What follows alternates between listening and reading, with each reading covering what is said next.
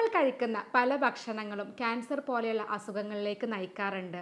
അതുപോലെ തന്നെ ചില ഭക്ഷണങ്ങൾ നമ്മൾ സ്ഥിരമായിട്ട് ഉപയോഗിച്ച് കഴിഞ്ഞാലും ക്യാൻസർ കോശങ്ങൾ വളരുന്നത് തടയാനും സഹായിക്കാറുണ്ട്. നമുക്കറിയാം നമ്മുടെ ശരീരത്തിൽ പലതരത്തിലുള്ള കോശങ്ങളുണ്ട്. ഇവ കൂടുതലായിട്ട് അനിയന്ത്രിതമായിട്ട് വളരുന്ന ഒരു അവസ്ഥയാണ് ക്യാൻസർ എന്ന് പറയുന്നത്. പലപ്പോഴും ഈ ക്യാൻസർ രോഗം നമുക്ക് കൂടുതൽ ഫോർത്ത് സ്റ്റേജിലോ അതല്ലെങ്കിൽ കോംപ്ലിക്കേറ്റഡ് സ്റ്റേജിലൊക്കെ എത്തുമ്പോഴാണ് നമുക്ക് മനസ്സിലാക്കാൻ പറ്റുന്നത്. അപ്പോൾ അതുകൊണ്ട് തന്നെ ഇത് ഉണ്ടാക്കുന്ന ഭക്ഷണങ്ങൾ എന്തൊക്കെയാണ്, ക്യാൻസർ വരാതിരിക്കാൻ വേണ്ടി കഴിക്കേണ്ട ഭക്ഷണങ്ങൾ എന്തൊക്കെയാണെന്നുള്ള തുടങ്ങിയ കാര്യങ്ങൾ നമ്മൾ മനസ്സിലാക്കേണ്ടതുണ്ട്.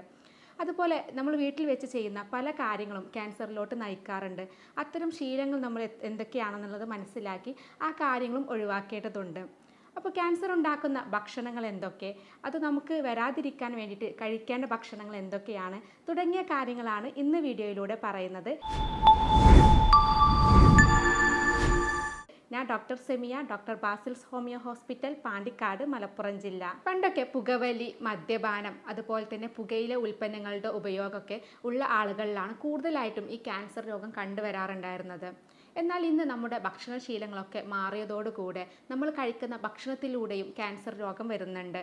അപ്പോൾ നമുക്ക് എന്തൊക്കെ ഭക്ഷണങ്ങൾ കഴിച്ചാലാണ് നമ്മുടെ ശരീരത്തിൽ ഇങ്ങനെ ക്യാൻസർ രോഗം വരുന്നത്, ടോപ്പ് 10 ആയിട്ടുള്ള കാർസിനോജനിക് ഫുഡ്സുകൾ എന്തൊക്കെയാണെന്നാണ് ഇനി പറയുന്നത്. ഏറ്റവും പ്രധാനമായിട്ട് പറയുന്നത് പ്രോസസ്ഡ് മീറ്റാണ്. ഹോട്ട് ഡോഗ്സ്, സോസേജുകളൊക്കെ സ്ഥിരമായിട്ട് ഉപയോഗിക്കുന്നതോ അതല്ലെങ്കിൽ കൂടുതലായിട്ട് ഭക്ഷണത്തിൽ ഉൾപ്പെടുത്തുന്നതോ ക്യാൻസർ പോലുള്ള അസുഖങ്ങളിലേക്ക് നയിക്കാറുണ്ട്. ഏറ്റവും പ്രധാനമായിട്ട് പറയുന്ന ഒന്നാണ് പ്രോസസ്ഡ് മീറ്റ് എന്ന് പറയുന്നത്. ലോകാരോഗ്യ സംഘടന നമുക്ക് കാർസിനോജനിക് ആയിട്ടുള്ള ഫുഡ്സ് ഓരോ ഗ്രൂപ്പ്സ് ആക്കിയിട്ടുണ്ട്. അതിൽ ഗ്രൂപ്പ് 1 പെട്ട ഒന്നാണ് ഈ പ്രോസസ്ഡ് മീറ്റ്. അതായത് ഹോട്ട് ഡോഗ്സ്, സോസേജുകളൊക്കെ കൂടുതൽ ഉപയോഗിക്കുന്നത് മലാശയ ക്യാൻസർ, അതുപോലെ ആമാശയ ക്യാൻസർ പോലെയുള്ള അസുഖങ്ങളിലേക്കൊക്കെ നയിക്കും. നമുക്കറിയാം സോസേജൊക്കെ കൂടുതൽ ഉപയോഗിക്കുന്നത് ചൈന, തായ്ലൻഡ് പോലെയുള്ള പുറം രാജ്യക്കാരാണ് കൂടുതൽ ഉപയോഗിക്കാറുള്ളത്. എന്നാൽ ഇന്ന് നമ്മൾ മലയാളികളും ഇത് കൂടുതൽ ഉപയോഗിക്കാൻ തുടങ്ങിയിട്ടുണ്ട്. അപ്പോൾ ഇത് സ്ഥിരമായിട്ട് ഉപയോഗിക്കുന്നത് ഇത്തരത്തിലുള്ള ക്യാൻസറിലേക്ക് നയിക്കാറുണ്ട്. അതുപോലെ തന്നെ ഈ പോപ്കോൺ സ്ഥിരമായിട്ട് ഉപയോഗിക്കുന്നത് വന്ധ്യത, തൈറോയ്ഡ് പോലെയുള്ള രോഗങ്ങൾ, അതുപോലെ ഗർഭിണികളൊക്കെ ഉപയോഗിച്ച് കഴിഞ്ഞാൽ കുട്ടികളിൽ ബർത്ത് ഡിഫക്റ്റ് ഒക്കെ വരാനുള്ള സാധ്യതയുണ്ട്. ലോകാരോഗ്യ സംഘടന ഏറ്റവും കൂടുതലായിട്ട് പറയുന്ന, ഏറ്റവും പ്രധാന കോസായിട്ട് പറയുന്ന മറ്റൊരു കാർസിനോജനിക് ഫുഡാണ് ആൽക്കഹോൾ എന്ന് പറയുന്നത്. സ്ഥിരമായിട്ട് ആൽക്കഹോൾ ഉപയോഗിക്കുന്ന ആളുകളും ലങ് ക്യാൻസർ, അതുപോലെ ലിവർ ക്യാൻസർ ഒക്കെ വരാനുള്ള സാധ്യതയുണ്ട്. അതുപോലെ റിഫൈൻഡ് ഷുഗേഴ്സ് സ്ഥിരമായിട്ട് ഉപയോഗിക്കുന്നവരിലും ക്യാൻസർ വരാൻ സാധ്യതയുണ്ട്. പല ആളുകളും ചോദിക്കാറുണ്ടെങ്കിൽ മധുരം കഴിച്ചാൽ എങ്ങനെയാണ്, ക്യാൻസർ വരാറുണ്ടോ, ക്യാൻസർ വരുമോ എന്നുള്ളത് പല ആളുകളുടെയും ഒരു സംശയമാണ്. എന്നാൽ ഷുഗർ എന്ന് പറയുന്നത് ഡയറക്റ്റ്ലി കാർസിനോജനിക് അല്ലെങ്കിൽ പോലും ഇത് അമിതമായിട്ട് നമ്മുടെ ബോഡിയിൽ എത്തിക്കഴിഞ്ഞിട്ടുണ്ടെങ്കിൽ ഇത് ക്യാൻസർ രോഗങ്ങളിലേക്ക് നയിക്കാറുണ്ട്. റിഫൈൻഡ് ഷുഗേഴ്സാണ് കൂടുതലായിട്ടും ക്യാൻസറിലേക്ക് നയിക്കുന്നത്. നമുക്കറിയാം ഇന്ന് കേക്കുകളിലും അതുപോലെ പേസ്ട്രി, ഐസ്ക്രീംസിലൊക്കെ കൂടുതൽ മധുരം കിട്ടുന്നതിന് വേണ്ടിയിട്ട് ഹൈ ഫ്രക്ടോസ് കോൺ സിറപ്പുകൾ ഉപയോഗിക്കുന്നുണ്ട്. ഇതൊരു റിഫൈൻഡ് ഷുഗറാണ്. ഇത് സ്ഥിരമായിട്ട് ഉപയോഗിക്കുന്നത് ക്യാൻസറിലേക്ക് നയിക്കാറുണ്ട്. കാരണം ഈ ഷുഗേഴ്സ് കൂടുതലായിട്ട് നമ്മുടെ ബോഡിയിൽ എത്തിക്കഴിഞ്ഞിട്ടുണ്ടെങ്കിൽ ഒരു ഇൻഫ്ലമേഷൻ, അതായത് നീർക്കെട്ട് നമ്മുടെ ബോഡിയിൽ ഉണ്ടാക്കും. അത് പിന്നീട് കുറേ കാലങ്ങൾ കഴിയുമ്പോൾ ക്രോണിക് ആയിട്ടുള്ള ഇൻഫ്ലമേഷൻ പിന്നീട് ക്യാൻസർ രോഗത്തിലേക്ക് നയിക്കാറുണ്ട്. അതുപോലെ മറ്റൊരു കാർസിനോജിക് ഫുഡാണ് സ്മോക്ക്ഡ് ഫുഡ്. സ്മോക്ക്ഡ് ഫുഡിൽ തന്നെ നമുക്ക് സ്മോക്ക്ഡ് മീറ്റ്സുകളുണ്ട്, സ്മോക്ക്ഡ് ഫിഷസ് ഒക്കെ ഇന്ന് നമുക്ക് അവൈലബിൾ ആണ്. അപ്പോൾ ഇത് സ്ഥിരമായിട്ട് ഉപയോഗിക്കുന്ന ആളുകളിലും ക്യാൻസർ വരാനുള്ള സാധ്യതയുണ്ട്. ഈ സ്മോക്ക്ഡ് ഫുഡിൻ്റെ കൂടെ തന്നെ പറയുന്ന മറ്റൊന്നാണ് ഗ്രില്ലഡ് ഫുഡ്. ഗ്രില്ലഡ് ഫുഡും സ്ഥിരമായിട്ട് കഴിക്കുന്നവരിൽ ക്യാൻസർ വരാനുള്ള സാധ്യതയുണ്ട്. അതുപോലെ തന്നെ പിക്കിൾഡ് ഫുഡ്, അതായത് അച്ചാറുകൾ, ഇതിലുള്ള വിനെഗർ നമ്മൾ കഴിക്കുന്ന ഭക്ഷണത്തിലുള്ള പ്രോട്ടീനുമായിട്ട് ചേർന്നിട്ട് ക്യാൻസർ ഉണ്ടാക്കുന്ന കോമ്പൗണ്ട്സുകളായിട്ട് മാറും. അതുകൊണ്ട് തന്നെ നമ്മൾ കൂടുതലായിട്ട് അച്ചാറുകളൊക്കെ ഉപയോഗിക്കുന്ന ആളുകളിൽ ക്യാൻസർ, മൗത്ത് ക്യാൻസറും അതുപോലെ തന്നെ അന്നനാള ക്യാൻസറൊക്കെ വരാനുള്ള സാധ്യതയുണ്ട്. മറ്റൊരു കാർസിനോജനിക് ആയിട്ടുള്ളൊരു ഫുഡാണ് ഫാം ഫിഷസ് എന്ന് പറയുന്നത്. നമ്മൾ ഫാമിലൊക്കെ ഉണ്ടാക്കുന്ന മത്സ്യങ്ങൾ. കൂടുതൽ നമുക്കറിയാം ഈ കടലിലും അതുപോലെ തന്നെ കായലിൽ നിന്നൊക്കെ പിടിക്കുന്ന നാച്ചുറലായിട്ട് കിട്ടുന്ന ഫിഷസൊക്കെ നമുക്ക് അത്ര പ്രശ്നം ഉണ്ടാക്കാറില്ല. വളരെ നല്ലതാണ് അത് കഴിക്കുന്നത്. എന്നാൽ ഈ ഫാം ഫിഷസ് എന്ന് പറയുന്നത് അവർ വളർത്തുന്ന ഫിഷസ് ആകുമ്പോൾ അവരിത് കൂടുതൽ സൈസ് കൂടാനും ഇത് അവരുടെ കൂടുതൽ വലിപ്പം വെക്കുന്നതിന് വേണ്ടിയിട്ടൊക്കെ ആൻറ്റിബയോട്ടിക്സും അതുപോലെ പെസ്റ്റിസൈഡ്സൊക്കെ കൂടുതലായിട്ട് ഉപയോഗിക്കുന്നുണ്ട്. ഇങ്ങനെ ഉപയോഗിച്ച് കഴിയുമ്പോൾ ഇത് നമ്മുടെ ബോഡിയിൽ എത്തിക്കഴിഞ്ഞിട്ടുണ്ടെങ്കിൽ ഇതുപോലെയുള്ള ക്യാൻസർ പോലെയുള്ള അസുഖങ്ങളിലേക്ക് ഇത് നയിക്കും. അതുപോലെ തന്നെ മറ്റൊന്നാണ് റെഡ് മീറ്റുകൾ. റെഡ് മീറ്റിൽ തന്നെ ബീഫ്, മട്ടൻ, പോർക്ക് പോലെയുള്ള റെഡ് മീറ്റുകൾ സ്ഥിരമായിട്ട് കഴിക്കുന്നത് ക്യാൻസർ പോലുള്ള അസുഖങ്ങളിലേക്ക് നയിക്കാറുണ്ട്. അപ്പോൾ ഇത്തരത്തിലുള്ള ഈ 10 കാർസിനോജനിക് ഫുഡാണ് നമ്മൾ ഏറ്റവും കൂടുതൽ ഒഴിവാക്കേണ്ടത്. ഈ ഫുഡുകൾ സ്ഥിരമായിട്ട് കഴിക്കുമ്പോഴാണ് നമുക്ക് ക്യാൻസർ പോലെയുള്ള പല അസുഖങ്ങളിലേക്കും ഇത് നയിക്കുന്നത്. അത് നമുക്ക് ലങ് ക്യാൻസർ ആവാം, അതല്ലെങ്കിൽ വയറിലുള്ള ക്യാൻസർ ആവാം, മലാശയ ക്യാൻസർ ആവാം. ഇങ്ങനെ നമ്മുടെ ശരീരത്തിൻ്റെ പല ഭാഗങ്ങളിലും ക്യാൻസറിലോട്ട് ഇത് നയിക്കാറുണ്ട്. അതുപോലെ തന്നെ നമുക്ക് വീട്ടിൽ വെച്ച് ചെയ്യുന്ന പല തെറ്റുകളും ക്യാൻസറിലോട്ട് നയിക്കും. അതിൽ പറയുന്നതാണ് ഇൻസെക്ടിസൈഡ്സ്.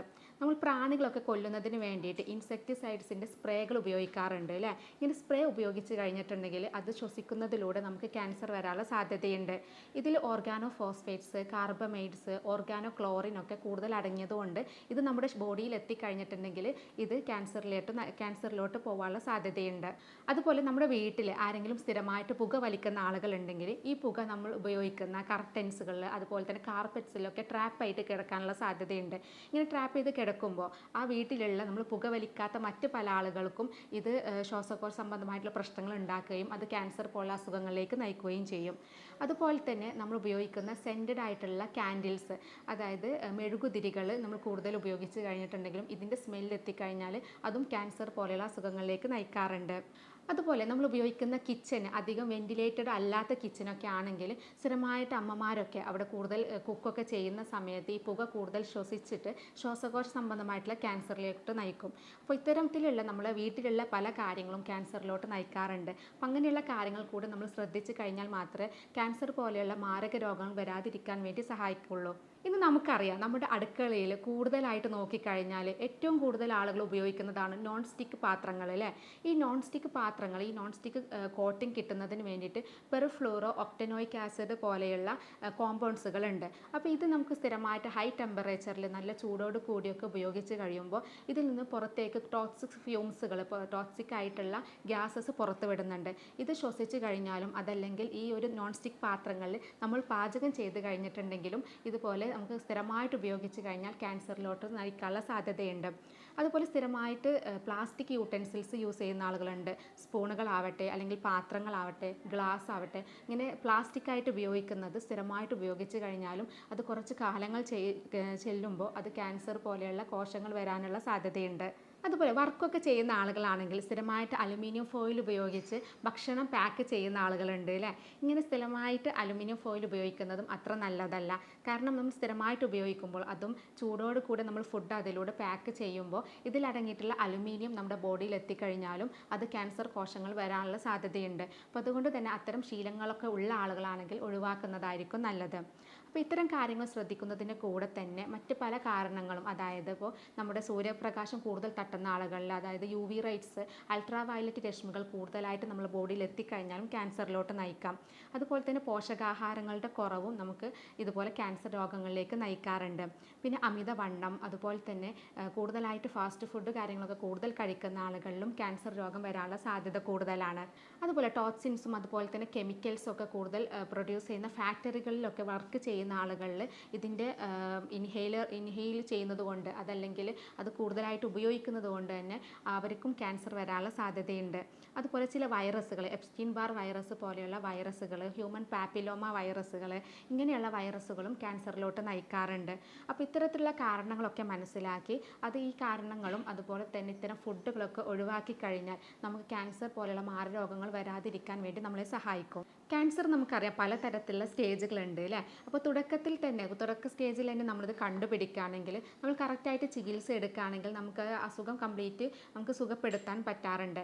എന്നാൽ നമുക്ക് കൂടുതൽ ആളുകളിലും ഈ ക്യാൻസർ അറിയുന്നത് അതിൻ്റെ 4th സ്റ്റേജിലോ അല്ലെങ്കിൽ കോംപ്ലിക്കേറ്റഡ് ആയിട്ടുള്ള സ്റ്റേജിലോ ഒക്കെ ആയിരിക്കും. അപ്പോൾ അതുകൊണ്ട് തന്നെ അത് നമുക്ക് കറക്റ്റായിട്ട് ചികിത്സിക്കാനും പറ്റാറില്ല.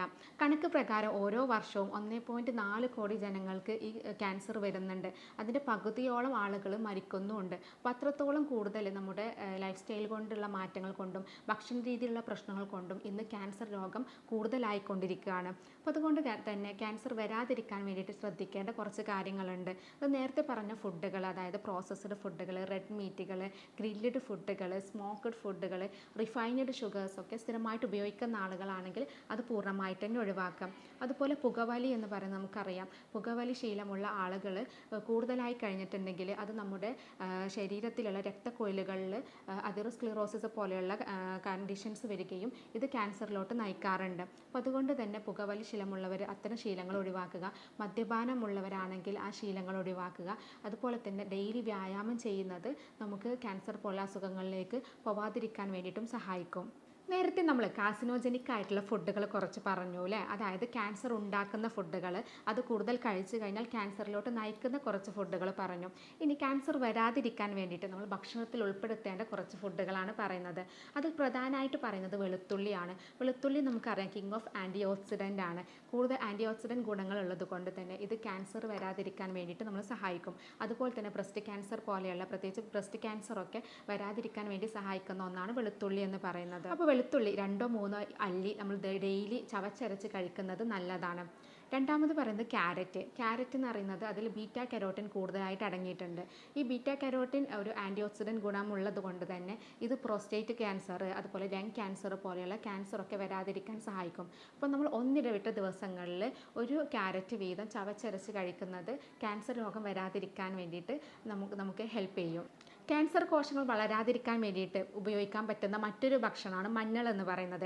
മഞ്ഞൾ അടങ്ങിയിട്ടുള്ള കുർക്കുമിന് നമ്മൾ സ്ഥിരമായിട്ട് ഉപയോഗിച്ച് കഴിഞ്ഞിട്ടുണ്ടെങ്കിൽ ക്യാൻസർ കോശങ്ങൾ അമിതമായിട്ട് അനിയന്ത്രിതമായിട്ട് വളരുന്നതിനെ തടയാനും, അതുപോലെ മെറ്റാസ്റ്റാസിസ്, ഈ കോശങ്ങൾ ഒരു അവയവത്തിൽ നിന്ന് മറ്റൊരു അവയവത്തിലേക്ക് പോകുന്നത് തടയുന്നതിന് വേണ്ടിയിട്ട് സഹായിക്കും.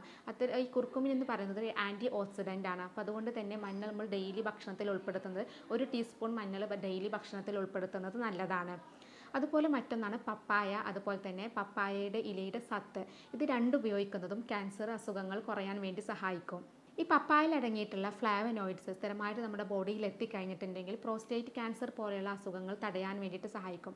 അതുപോലെ തന്നെ ഈ പപ്പായയുടെ ഇലയുടെ സത്ത് കൂടുതൽ ഉപയോഗിക്കുന്നതും ക്യാൻസർ രോഗം തടയാൻ ഹെൽപ്പ് ചെയ്യാറുണ്ട്. അപ്പോൾ സ്ഥിരമായിട്ട് നമ്മൾ പഴുത്ത പപ്പായയോ അല്ലെങ്കിൽ കറി വെച്ചതോ അതല്ലെങ്കിൽ പച്ചയോട് കൂടിയോ പപ്പായ ഡെയിലി കഴിക്കുന്നത് നല്ലതാണ്. കൂൻ എന്ന് പറയുന്നത്, അതായത് മഷ്റൂം, നമുക്കറിയാം കൂടുതൽ ആൻറ്റി മൈക്രോബിയൽ അതുപോലെ ആൻറ്റി ഓക്സിഡൻറ്റ് ഗുണങ്ങളൊക്കെ ഉള്ളതാണ്. അപ്പോൾ ഇത് സ്ഥിരമായിട്ട് ഉപയോഗിക്കുന്നതും നമുക്ക് ക്യാൻസർ പോലെയുള്ള അസുഖങ്ങൾ വരാതിരിക്കാൻ ഹെൽപ്പ് ചെയ്യാറുണ്ട്. കാരണം ഇതിൽ കൂടുതലായിട്ട് ഈ ആൻറ്റി മൈക്രോബിയൽ ആൻറ്റി ഓക്സിഡൻറ്റ് ഗുണങ്ങളുള്ളത് കൊണ്ട് തന്നെ ഇതിൽ, അതുപോലെ തന്നെ കൂടുതൽ പ്രോട്ടീൻ അടങ്ങിയത് കൊണ്ട് തന്നെ ഇത് ക്യാൻസർ കോശങ്ങൾ വളരാതിരിക്കാൻ വേണ്ടിയിട്ട് സഹായിക്കാറുണ്ട്. അതുപോലെ തന്നെ ക്യാൻസർ വരാതിരിക്കാൻ വേണ്ടിയിട്ട് സഹായിക്കുന്ന ഒന്നാണ് കറുവപ്പട്ട ടാനിൻസ്, കാർബോഹൈഡ്രേറ്റ്സ് ഒക്കെ കൂടുതൽ അടങ്ങിയത് കൊണ്ട് തന്നെ ഇത് ഡെയിലി നമ്മൾ ഭക്ഷണത്തിൽ ഉൾപ്പെടുത്തുന്നത് നല്ലതാണ്. 1 ടീസ്പൂണ് കറുവപ്പട്ടയുടെ പൊടി ചായയിൽ ഇട്ടിട്ട് ഉപയോഗിക്കുകയോ അതല്ലെങ്കിൽ രാത്രിയിൽ 1 ഗ്ലാസ് വെള്ളത്തിൽ കറുവപ്പട്ട ഇട്ട് വെച്ചിട്ട് രാവിലെ വെറും വയറ്റിൽ ആ വെള്ളം കുടിക്കുന്നതും നമുക്ക് നല്ലതാണ്.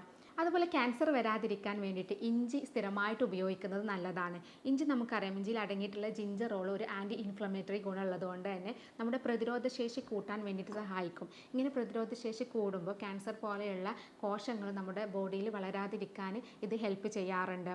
അതുപോലെ തക്കാളിയിൽ അടങ്ങിയിട്ടുള്ള ലൈക്കോപ്പീന് നമുക്ക് കൂടുതൽ നമ്മുടെ ശരീരത്തിലെത്തുന്നതും നല്ലതാണ്. അപ്പോൾ അതുകൊണ്ട് തന്നെ സ്ഥിരമായിട്ട് തക്കാളി 1-2 തക്കാളി നമ്മൾ ഡെയിലി ഉപയോഗിക്കുക. ഇനി യൂറിക് ആസിഡ് ഒക്കെ ഉള്ള ആളുകളാണെങ്കിൽ അതിൽ കുരു കളഞ്ഞിട്ട് വേണം തക്കാളി ഉപയോഗിക്കാൻ. അതുപോലെ കൂടുതലായിട്ട് നമുക്ക് അവൈലബിൾ ആയിട്ടുള്ള ഒന്നാണ് സിട്രസ് പഴങ്ങൾ. ഈ സിട്രസ് പഴങ്ങളിൽ കൂടുതലായിട്ട് വൈറ്റമിൻ സി ഉള്ളത് കൊണ്ട് തന്നെ ഇത് നമ്മുടെ പ്രതിരോധശേഷി കൂട്ടാൻ വേണ്ടിയിട്ട് സഹായിക്കും. അതുകൊണ്ട് തന്നെ നമുക്ക് സ്ഥിരമായിട്ട് ഇത് ഉപയോഗിക്കുന്നത് ക്യാൻസർ കോശങ്ങൾ വളരാതിരിക്കാൻ വേണ്ടി നല്ലതാണ്. അപ്പോൾ ഈ ഭക്ഷണങ്ങൾ, അതുപോലെ ഫ്രൂട്ട്സുകളൊക്കെ, സിട്രസ് ഫ്രൂട്ട്സുകളൊക്കെ കൂടുതലായിട്ട് ഭക്ഷണത്തിൽ ഉൾപ്പെടുത്തുക. അതുപോലെ ആപ്പിൾ, ഈത്തപ്പഴം, മുന്തിരിയുടെ കുരു, ഇതൊക്കെ സ്ഥിരമായിട്ട് ഉപയോഗിക്കുന്നതും നമുക്ക് ക്യാൻസർ കോശങ്ങൾ നമ്മുടെ ബോഡിയിൽ വളരാതിരിക്കാൻ നല്ലതാണ്. അപ്പോൾ ഇത്തരം കാര്യങ്ങളൊക്കെ ശ്രദ്ധിച്ചു കഴിഞ്ഞാൽ, ഇത്തരം ഭക്ഷണങ്ങളൊക്കെ നമ്മൾ കൂടുതലായിട്ട് ഭക്ഷണത്തിൽ ഉൾപ്പെടുത്തി കഴിഞ്ഞാൽ നമുക്ക് ക്യാൻസർ ഒരിക്കലും നമ്മുടെ ശരീരത്തിൽ വരില്ല. അപ്പോൾ ഇങ്ങനെയുള്ള കാര്യങ്ങൾ കൂടി നമ്മൾ ശ്രദ്ധിക്കണം. അപ്പോൾ ഇന്നത്തെ കാലത്ത് ഈ ക്യാൻസർ രോഗം കൂടുതലായിട്ട് വരുന്നൊരു സാഹചര്യമായതുകൊണ്ട് തന്നെ ഇത്തരം കാര്യങ്ങൾ നമ്മൾ ശ്രദ്ധിക്കുന്നത് നല്ലതാണ്. നമ്മൾ വീട്ടിൽ ചെയ്യുന്ന പല തെറ്റുകളും, നമ്മൾ ഉപയോഗിക്കുന്ന പാത്രങ്ങൾ, നമ്മൾ കുക്ക് ചെയ്യുന്ന യൂട്ടൻസിൽസുകൾ, അതുപോലെ തന്നെ നമ്മൾ ചെയ്യുന്ന പല തെറ്റുകളും ക്യാൻസറിലോട്ട് നയിക്കാനുള്ള സാധ്യതയുണ്ട്. അപ്പോൾ അത്തരം കാര്യങ്ങളൊക്കെ ശ്രദ്ധിച്ച് നമ്മുടെ ഭക്ഷണത്തിലൊക്കെ കാര്യങ്ങൾ ശ്രദ്ധിച്ച് കഴിഞ്ഞാൽ ക്യാൻസർ പോലെയുള്ള കോശങ്ങളൊന്നും നമ്മുടെ ബോഡിയിൽ എത്തില്ല. അപ്പോൾ അതുകൊണ്ട് തന്നെ ഇത്തരം കാര്യങ്ങൾ ശ്രദ്ധിക്കുന്നതാണ് നല്ലത്. ഇതുമായി ബന്ധപ്പെട്ട് എന്തെങ്കിലും സംശയങ്ങൾ ഉണ്ടെങ്കിൽ താഴെ കാണുന്ന നമ്പറിൽ കോൺടാക്റ്റ് ചെയ്യാവുന്നതാണ്. സ്നേഹത്തോടെ doctor Semiya, doctor Basil's homeo hospital, Pandikkad, Malappuram ജില്ല.